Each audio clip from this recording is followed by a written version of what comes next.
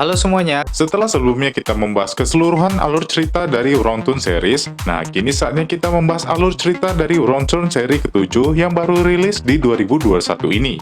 Film ini masih berhubungan dengan tema kita yaitu desa seram ya guys. Film ini menceritakan awal dari terbentuknya komunitas orang gunung yang tinggal di desa di pedalaman hutan. Seri ini kabarnya merupakan awal mula dari segalanya, namun jangan dihubungkan dengan Wrongtune seri sebelumnya ya, karena ini adalah versi reboot. Oke, daripada penasaran, langsung saja kita bahas. Ini dia alur cerita Wrongtune The Foundation 2021. Di awal cerita, kita diperlihatkan seorang pria tua bernama Scott yang menuju ke kantor polisi Virginia Barat untuk mencari anaknya yang belum kembali pulang.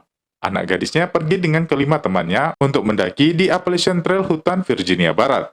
Janjinya, anaknya itu akan memberi kabar kepada si ayah setiap minggunya saat perjalanan. Namun setelah 6 minggu berlalu, si anak belum juga memberi kabar apapun. Polisi tidak begitu menanggapinya. Kesal, Scott pun menuju ke penginapan yang sebelumnya ditempati putrinya sebelum menuju ke hutan. Setelah bertanya kepada si pemilik bernama Aileen, dia juga tidak menemukan apapun di penginapan itu. Lanjut, Scott pun menuju ke bar setempat di kota Virginia itu. Seorang pelanggan di bar itu bernama Nate mengaku kalau dia sempat melihat putrinya bersama teman-temannya. Nate bilang mungkin mereka tersesat di hutan. Scott tidak begitu percaya. Dia sedikit kesal dengan jawaban Nate. Dia bilang, gimana jika anakmu yang terjadi seperti itu? Bisakah kamu mendengar kalau anakmu telah hilang di hutan? Nate tidak menanggapi pertanyaannya. Scott pun pergi meninggalkan bar itu. Nah, sebenarnya apa yang terjadi kepada anaknya dan kelima temannya? Sekarang kita akan cari tahu dengan flashback ke 6 minggu sebelumnya. Ini Jennifer, anak Scott tadi. Ini Darius pacarnya. Ini Adam dan tunangannya Mila. Ini Lois dan pacar gaynya Gary. Saat itu, mereka sedang menuju ke Virginia untuk melakukan pendakian di jalur Appalachian Trail. Setelah sampai di kota itu, mereka berenam menginap di sebuah penginapan milik Aileen. Saat itu, Aileen memberi nasihat kepada mereka agar nantinya saat mendaki tetap pada jalur yang ditandai, karena kalian tidak akan tahu apa yang ada di luar jalur. Sedikit penasaran, Jennifer hanya mengucapkan terima kasih kepada Aileen. Malamnya, mereka pun mengunjungi bar yang tadi dikunjungi ayah Jennifer juga. Saat itu, pria tua bernama Nate tadi mendekati mereka. Dia bertanya, kalian bukan orang sini kan? Mereka bilang mereka hanya ingin melakukan pendakian beberapa hari. Nate bilang ada sesuatu yang berbahaya di dalam hutan itu. Jika kalian butuh pemandu, aku dan teman-temanku bisa diandalkan karena kami mengenal tanah ini. Darius menolak tawaran itu. Nate tidak keberatan, namun jika mereka berubah pikiran, dia tetap siap membantu. Setelah dia pergi, Adam malah mengejeknya kalau dia peminum yang tidak bisa diandalkan. Nate yang mendengar mendekatinya lagi. Mila meminta maaf atas kelakuan tunangannya itu. Nate marah dan mengatakan kalau mereka adalah pengangguran yang tidak berguna. Dibilang seperti itu, Jennifer tidak terima. Dia menjelaskan kalau Darius pacarnya adalah seseorang yang bekerja di organisasi nirlaba energi berkelanjutan. Mila adalah ahli onkologi. Adam pengembang aplikasi. Gary dan Lois memiliki bistro di New York, sedangkan dirinya memiliki 2 gelar master sejarah seni dan tari. Dia juga mencari nafkah dengan membuat kopi. Mila yang ahli onkologi menjelaskan kepada Nate kalau Nate mengalami beberapa penyakit yang membuatnya harus segera menemui dokter. Mendengar penjelasan anak-anak muda itu, Nate hanya menyuruh mereka untuk menjaga diri dan semoga bisa bertemu lagi nanti. Melepaskan pemikiran tentang kata-kata Nate, mereka pun menikmati kebersamaan mereka di bar itu. Saat akan pulang, mereka melihat seseorang sedang berada di dekat mobil mereka. Mereka berpikir itu adalah salah satu orang yang berasal dari dalam bar. Adam melemparkan botol minuman ke arahnya, dan setelah itu orang tersebut pun pergi. Saat malam di penginapan, Jennifer sempat memberi kabar ke ayahnya kalau dia tetap akan mendaki di jalur Appalachian Trail. Setelah itu, saat akan tidur, Darius bilang ke Jennifer alasan dia bekerja di organisasi nirlaba. Hal itu karena dia ingin membangun komunitas di mana orang-orang dihargai atas keterampilan dan karakter mereka, bukan karena uang ataupun warna kulit. Jennifer sangat mendukung pacarnya itu. Paginya, ketika berolahraga, Jennifer bertemu dengan seorang wanita penjual kerajinan tangan. Dia berjualan dengan anak perempuannya yang pemalu bernama Ruthie. Setelah itu, mereka pun bersiap-siap untuk mendaki di jalur Appalachian Trail hutan Virginia Barat. Di hutan, mereka terus mengikuti jalur. Sampai beberapa saat kemudian, Darius bilang di dekat sini ada benteng perang saudara yang terawat dengan baik. Tapi kita harus berbelok keluar dari jalur yang ditentukan. Semua temannya setuju, kecuali pacarnya Jennifer. Darius membujuknya kalau kita akan menemukan air terjun dan tebing keren di situ. Dia juga menjamin kalau kita akan aman-aman saja. Ucapannya berhasil membuat Jennifer setuju. Mereka pun turun menuju ke jalur yang tidak ditentukan. Setelah berjalan beberapa jam, mereka tidak menemukan benteng yang dikatakan Darius. Mendengar keluhan temannya, Darius menyuruh mereka untuk kembali ke jalur pendakian. Sebelum teman-temannya menjawab, mereka mendengar sesuatu.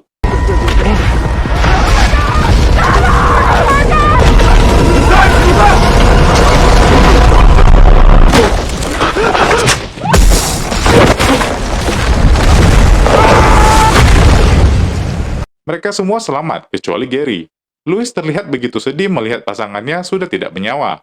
Louis jadi ribut dengan Darius dengan mengatakan kalau ini semua adalah salahnya. Adam berusaha menenangkan dengan mengatakan kalau ini semua bukan salah siapapun. Bukan Darius yang membuat pohon itu terjatuh. Saat itu, Jennifer seperti melihat seseorang yang sedang mengawasi mereka. Dengan sekejap, orang itu menghilang. Mereka harus segera kembali ke jalur yang ditentukan karena tempat itu kemungkinan berbahaya. Mau tidak mau, Louis harus mengikhlaskan kepergian Gary. Mereka pun melanjutkan perjalanan. Hujan pun turun. Berjam-jam mencari jalan, mereka belum menemukan jalur yang seharusnya mereka tempuh. Kondisi itu membuat mereka harus memasang tenda untuk menginap pada malam itu. Tengah malam, suara petir membuat Jennifer terbangun. Dia melihat sesosok bayangan manusia berada di luar tenda mereka. Namun itu hanya sekilas saja. Berpikir kalau itu hanyalah halusinasi, Jennifer pun kembali tidur. Paginya, saat semua telah bangun, mereka menyadari kalau Mila tidak ada. Jennifer menenangkan Adam kalau mungkin dia ke suatu tempat untuk buang air kecil. Ketika akan mencari, Adam menyadari kalau tempat itu dipenuhi batu nisan kuburan. Darius sendiri menemukan sesuatu dan mengajak temannya untuk melihat. Itu adalah sebuah deklarasi perjanjian untuk fondamen Amerika yang terjadi sebelum perang. Banyak anggota keluarga yang tertulis di situ. Mereka menjanjikan hidup mereka dan anak-anak mereka. Mereka adalah pondasinya.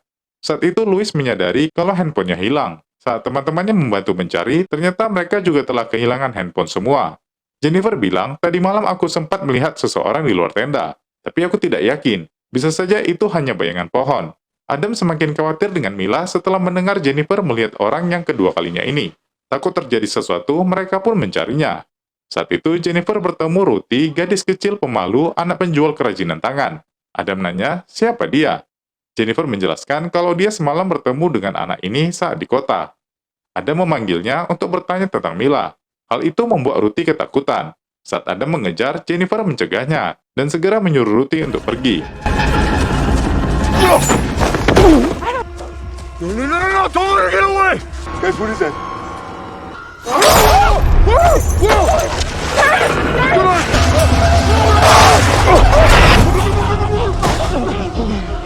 Setelah masuk ke dalam jebakan, teman-temannya berusaha untuk mengeluarkan Adam. Namun dia tidak ada di dalamnya. Darius berpikir mungkin lubang ini terhubung ke tambang tua. Mereka pun cari di sekitar tempat itu, hingga mereka menemukan sebuah pondok yang berisi barang-barang para pendaki yang telah hilang. Di situ juga terlihat begitu banyak handphone yang telah rusak.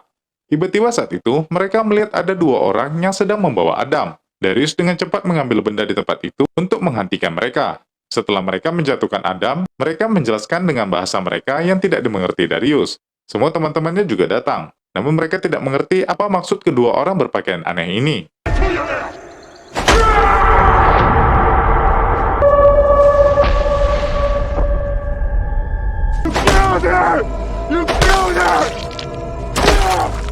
Adam membunuh satu dari mereka, sedangkan satunya lagi berlari entah kemana. Dia terpaksa membunuhnya karena dia yakin pasti Mila telah mereka bunuh.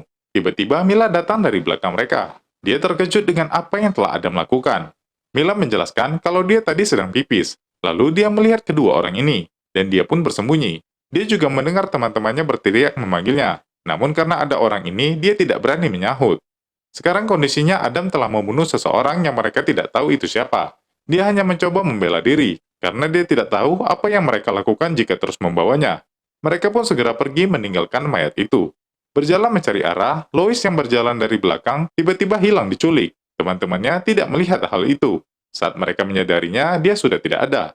Tiba-tiba mereka melihat ada orang-orang yang berpakaian seperti orang tadi sedang mengintai mereka. Takut, mereka pun segera berlari. We have to go! Adam! Wait, no, Mila!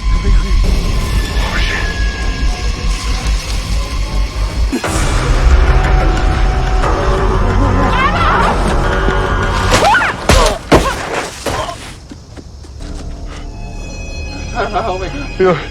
Get me out of here! Okay. They fucking look at me!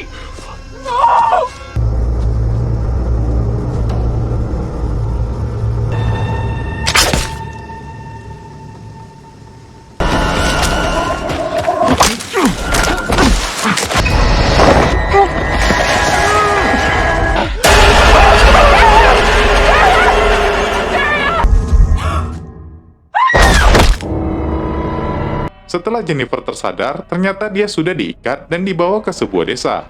Dia melihat wanita penjual kerajinan yang sebelumnya dijumpainya di kota. Dia merupakan warga desa di dalam hutan itu. Dia terlihat marah kepada Jennifer.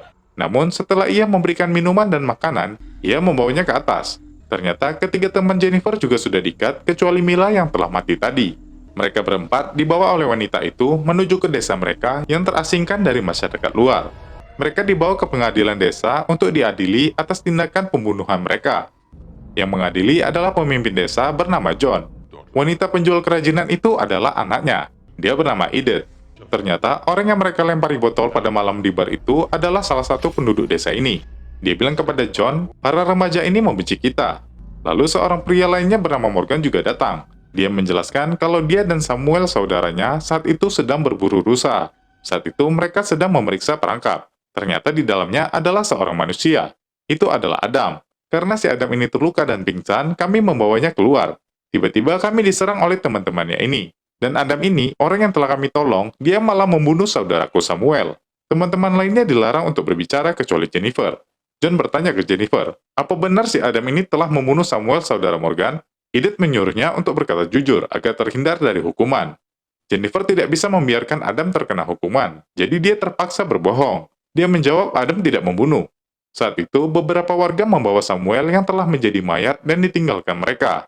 Saat itu, Ruthie juga dipanggil untuk menjelaskan siapa yang membunuh Samuel. Ruthie yang melihat kejadiannya langsung menunjuk ke arah Adam. Jennifer terbukti berbohong. Jennifer menjelaskan kalau Adam hanya membela diri karena takut nyawanya terancam. John bilang, kenapa kalian harus berpikir seperti itu? Kalian juga sudah bertemu beberapa orang dari kami. Apa kami menyakiti kalian? Jennifer tidak bisa menjawab. Pengadilan pun memutuskan kalau Adam bersalah dan harus dihukum mati. Adam mencoba melawan dengan menawan Ruthie. Dia meminta agar mereka dibebaskan. Namun Ruthie adalah gadis kecil yang dididik untuk berburu dan membela diri. Adam tetap harus dihukum mati, sedangkan mereka bertiga juga dihukum karena memberi kesaksian palsu, dan hukumannya adalah kegelapan. Pertama, mereka harus menyaksikan kematian Adam. Keluarga Samuel menuntut agar hukumannya setimpal. Adam harus dibunuh juga dengan dipukul kepalanya seperti Samuel. Jennifer bilang ini tidak pantas, dan perbuatan ini adalah biadab. John menjelaskan mereka membangun desa ini untuk terhindar dari perang akhir zaman di Amerika. Mereka percaya hal itu. Kami punya semua yang kami butuhkan di sini. Makanan segar berlimpah, tidak ada penyakit, tidak ada kemiskinan, tidak ada perang, dan juga tidak ada yang membenci sesama manusia walaupun berbeda ras. Jadi kamu sudah tahu kan, di mana letak perbedaan kami dengan kalian. Sekarang siapa yang biadab? Jennifer tidak bisa berkata-kata lagi.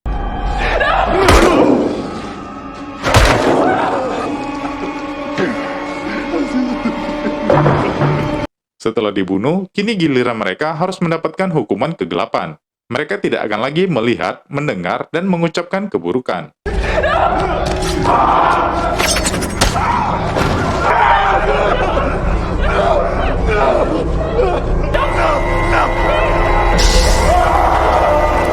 Mereka membutakan mata Louis dan memasukkannya ke dalam kurungan.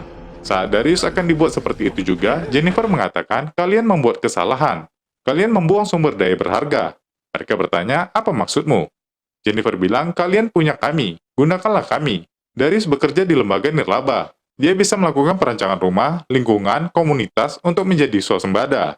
Kalian juga pasti butuh perawatan dan perbaikannya. Begitu juga dengan ketika mata air mengering. Maka kalian sangat membutuhkan Darius. Dia dapat menangani hal itu.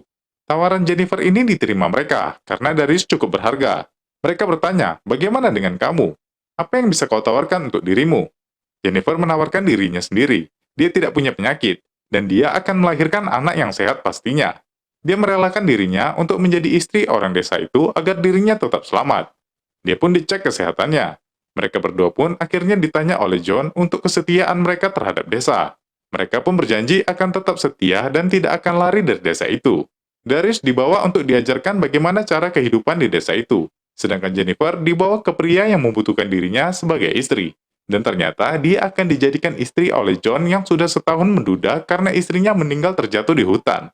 Jennifer terpaksa merelakan dirinya menjadi istri John.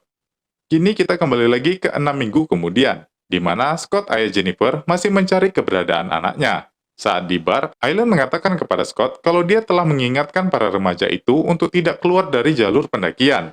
Karena di hutan itu terdapat orang gunung. Masyarakat sini tidak pernah membicarakan hal itu, namun mereka tahu semua. Pada tahun 1859, lusinan lebih keluarga berkemas dan pindah ke gunung.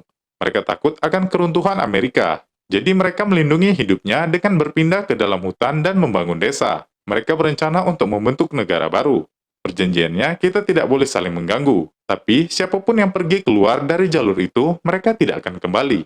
Scott bertanya, jika kalian sudah tahu banyak yang tidak kembali, kenapa kalian tidak bertindak? Aileen bilang mereka tidak ingin melawan perjanjian. Mendengar itu, Scott langsung ingin menuju ke hutan. Ned dan teman-temannya langsung memukulnya untuk melarang masuk ke hutan malam itu. Scott terpaksa kembali ke penginapan, dan paginya dia langsung bersiap untuk masuk kembali ke dalam hutan. Aileen berusaha untuk melarangnya, namun Scott tetap bersikeras. Jadi Aileen bilang, baiklah, aku akan membantumu. Aileen mengajaknya menjumpai keponakannya yang bernama Ed yang seorang pemburu. Setelah Scott membayarnya untuk membantu, Ed menjelaskan kalau dia pernah diserang oleh orang pedalaman itu di bagian kepalanya yang menghasilkan luka jahitan. Dia tidak suka dengan mereka, jadi dia siap membantu. Bersama temannya, mereka bertiga pun menuju ke lepas jalur pendakian. Mereka melihat perangkap dari orang pedalaman itu. Ed menyuruhnya agar mereka harus berhati-hati di hutan ini, karena banyak sekali jebakan yang mereka buat. Setelah berjalan beberapa menit kemudian, temannya pun terkena perangkap. Saat mereka berusaha menolong, terjadi sesuatu. Come on, help me pull him out.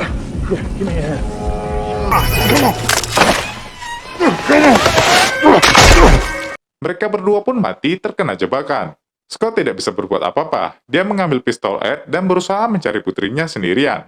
Setelah berjalan sampai malam, akhirnya dia tiba di depan pintu gerbang desa tersembunyi itu. Ternyata dia dibawa oleh Darius yang telah menjadi warga desa. Saat itu, semua warga datang mengerumuni Scott. Karena mencoba melawan, dia dipanah oleh seseorang. Ternyata yang memanahnya adalah Jennifer, putrinya sendiri. Warga meminta agar Scott dimasukkan ke pengadilan karena sudah berusaha menerobos desa. Hukumannya adalah kegelapan saat pagi nanti. Untuk saat ini, dia dikurung terlebih dahulu. Malamnya, John bertanya kepada Jennifer, "Apa kau tidak masalah? Itu adalah ayahmu." Jennifer bilang dia pribadi sudah menentukan pilihan, jadi tidak ada masalah dengan apapun. Setelah suaminya tidur, diam-diam Jen membuka kurungan ayahnya. Dia bertanya kepada ayahnya, apakah ayah tahu jalan keluarnya? Si ayah mengiyakan karena dia masih ingat jalannya. Dan mereka pun segera mencari jalan keluar. Saat itu, mereka juga bertemu dengan Darius. Saat Jennifer mengajaknya juga, Darius tidak mau. Dia sudah merasa nyaman di desa itu. Dia lebih merasa dianggap di sini daripada di luar.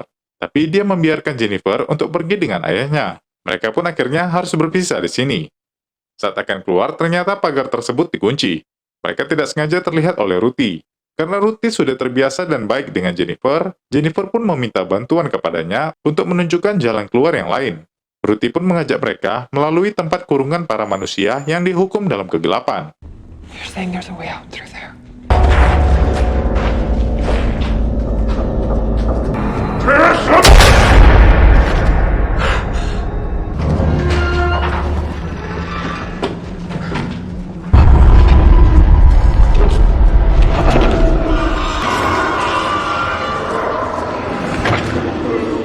Mereka bertemu Lois dalam kurungan itu.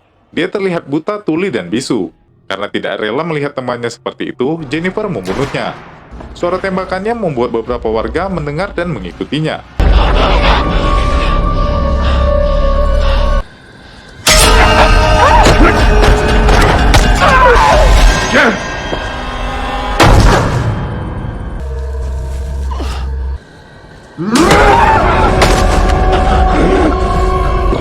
Keep you for myself.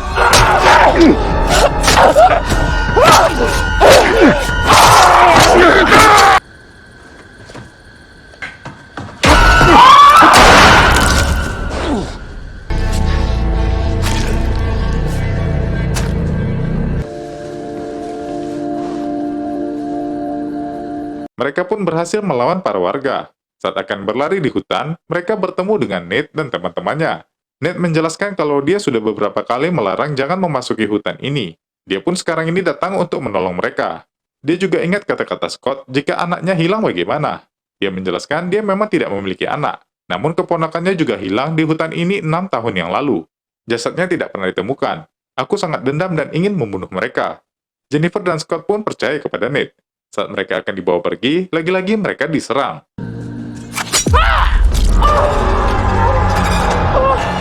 fuck is it?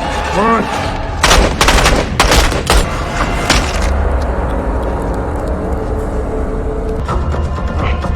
Go, go, go, go, go, go, go.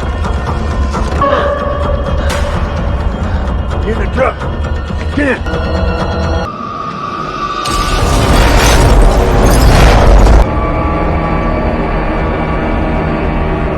Mereka pun akhirnya keluar dari hutan itu.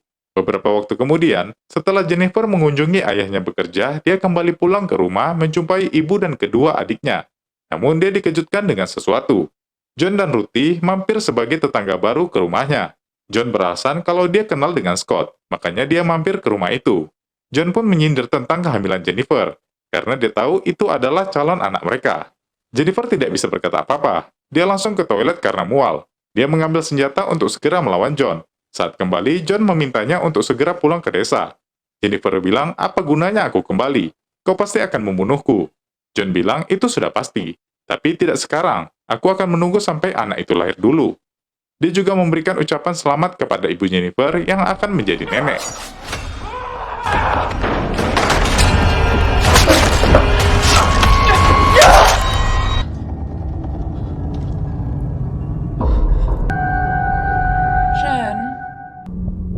Jen? Ternyata itu masih pemikiran Jennifer. Dia belum melakukan itu. Dia masih terdiam melihat John yang datang ke rumahnya. Dia berpikir kalau dia melawan, resikonya akan terjadi seperti tadi. Jadi dia membuat rencana lain. Dia menyuruh ibu dan adiknya pergi dulu karena dia lagi ada bisnis dengan John. Setelah mereka pergi, benar saja John mengajaknya kembali ke desa. Jennifer memintanya untuk berjanji tidak menyakiti keluarganya, maka dia akan ikut. John pun berjanji. Mereka pun segera membawa Jennifer bersama beberapa warga desa itu tanpa ada yang melihat. Di jalan, ternyata Jennifer bukan Jennifer yang lemah lagi. Dia telah mengatur itu semua agar keluarganya tidak tahu perbuatannya. Dia membunuh mereka seperti apa yang dia pelajari selama ini di desa itu. Ruthie pun memilih untuk ikut dengannya tinggal di kota itu. Dan cerita berakhir di sini, guys.